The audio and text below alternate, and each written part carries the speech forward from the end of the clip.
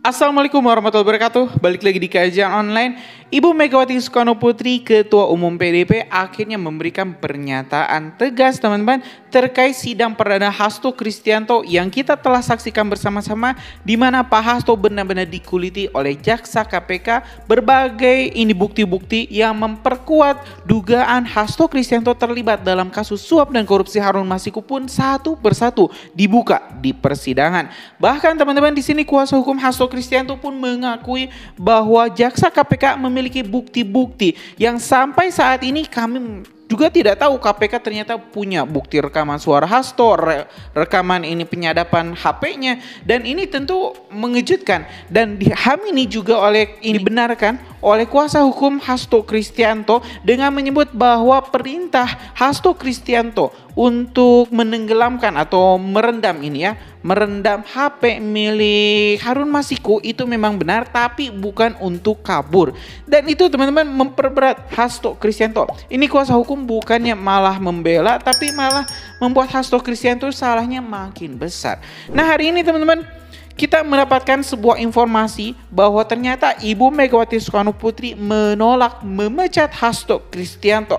Alhasil publik pun beranggapan, ini kenapa PDIP mau melindungi seorang koruptor? Apakah benar Ibu Megawati Soekarno Putri memang ingin melindungi seorang yang terlibat oleh korupsi? Nah, hari ini kita bakal sama-sama mendengarkan pernyataan atau pesan yang akan disampaikan oleh salah satu petinggi PDIP, ini jubir PDIP Bapak Gutu Romli, yang menyampaikan isi pesan dari Ibu Megawati Soekarno Putri untuk Hasto Kristianto, untuk Indonesia terkait kasus yang menyeret sekjen partainya. Dan apakah benar ini PDIP bakal terus mendukung Hasto Kristianto kendati Hasto Kristianto telah ditetapkan, telah divonis atau sudah didakwa menjadi seorang napi tipikor? Yuk teman-teman, kita simak video selengkapnya. Begitu, satu hal yang disampaikan oleh Hasto Kristianto adalah lawan karena ini merupakan politisasi hukum begitu. Kita akan berbincang dengan juru bicara PDI Perjuangan, Gus Romli. Selamat siang. Selamat siang.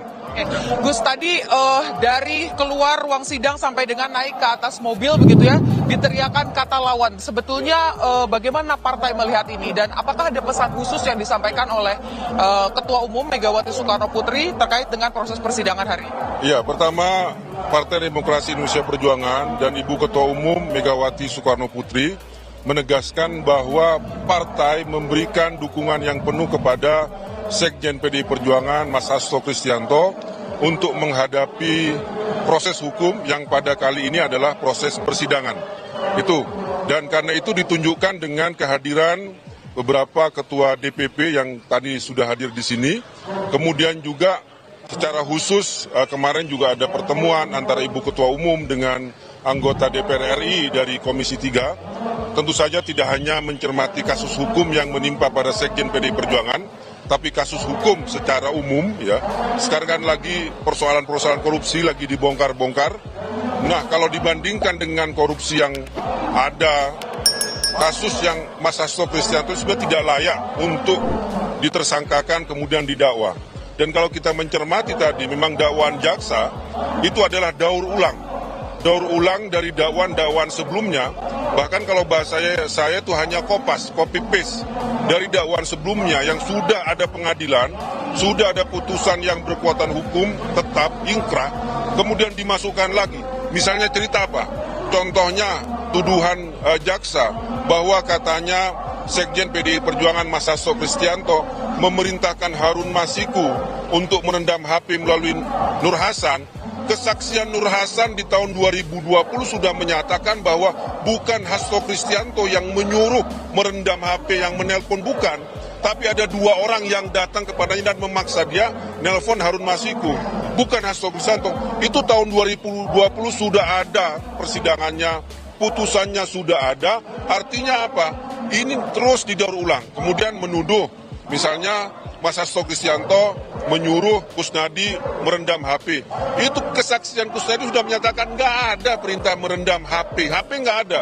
Yang dimaksud adalah dia menenggelamkan pakaian setelah dia upacara, membuang sial.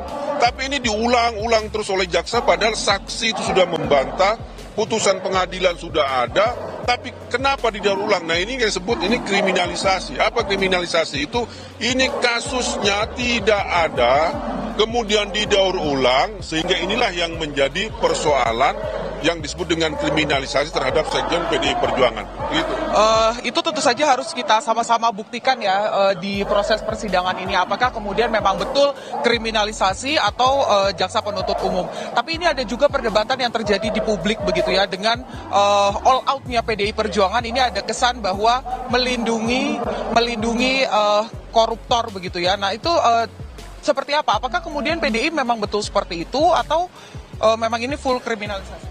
Ini full kriminalisasi. Jadi kami menganggap bahwa sekjen PDI Perjuangan bukan tersangka kemudian terdakwa kasus. Tapi apakah partai akan melindungi perilaku koruptif? Sikap partainya, Mas? Kita itu PDI Perjuangan sangat setuju dengan pemberantasan korupsi. Tapi untuk kasus sekjen ini bukan kasus korupsi, ini kasus politik. Makanya saya sebut bahwa Hasto Kristianto bukan tersangka kasus korupsi, bukan terdakwa kasus, tapi adalah korban politik, tahanan politik. Ini politik kasus kriminalisasi memakai KPK untuk menjerat sekjen PDI Perjuangan. Kami melihatnya seperti itu. Oke, baik. Terima kasih, Gus. Kita sama-sama nantikan proses persidangan masih panjang. Tentu saja kalau ada klaim kriminalisasi harus bisa membuktikan di ruang sidang, begitupun juga dengan jaksa penuntut umum nantinya. Terima kasih, Gus, untuk pesannya yang disampaikan lewat Kompas TV. Jadi bagaimana ada dua kubu yang bertarung begitu ya dalam proses persidangan kali ini. Tadi dakwaan sudah dibacakan, besok giliran kubu Hasto Kristianto yang kemudian menyampaikan keberatan-keberatannya. Tadi tentu saja beberapa hal yang disampaikan oleh partai ini akan menjadi bagian dari eksepsi.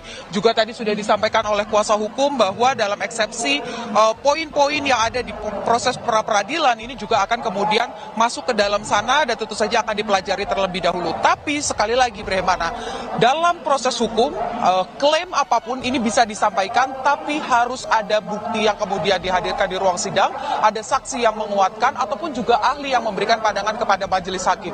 Bagaimana keputusannya, apa yang sebetulnya terjadi, keadilan mana yang akan dihadirkan, ini dikembalikan kepada majelis hakim untuk memutuskan secara independen begitu ya, dan juga tanpa tekanan apapun untuk memberi tahu kepada publik apa yang sebetulnya terjadi. Benarkah Hasto Kristianto melakukan obstruction of justice dan juga suap, atau ini hanya sebatas kriminalisasi? Kembali ke Anda, Bremana.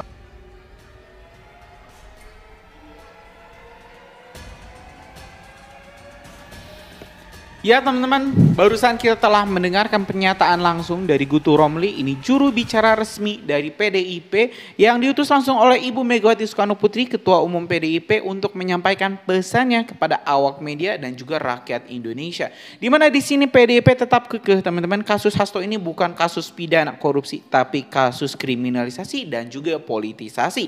Di mana Hasto dituduh teman-teman di sini melakukan suap dan korupsi oleh penguasa karena memang tidak suka dengan kiprahnya atau kinerjanya dalam membela Ibu Megawati Soekarno Putri dan juga melindungi PDIP. Kita tahu teman-teman, Hasto itu sangat sentral. Omongan Hasto ini adalah juga omongan Ibu Megawati Soekarno Putri. Jadi kalau misalnya tangan kanannya ditangkap, tentu Ibu Megawati Soekarno Putri juga tidak akan tinggal diam. Ini terbukti sehingga sampai saat ini Hasto Kristianto tidak dipecat, tidak diganti, atau bahkan tidak di PLT-kan. Ini semua menandakan bahwa posisi Hasto di PDIP sangatlah penting sehingga harus dilindungi mati-matian.